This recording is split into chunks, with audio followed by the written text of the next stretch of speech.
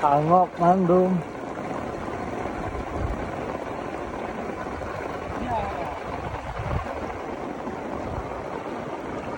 Kita buat betul kali dia bilang.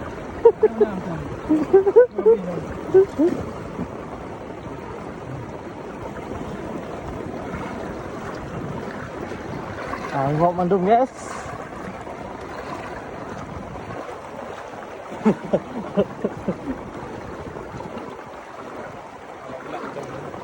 Hmm?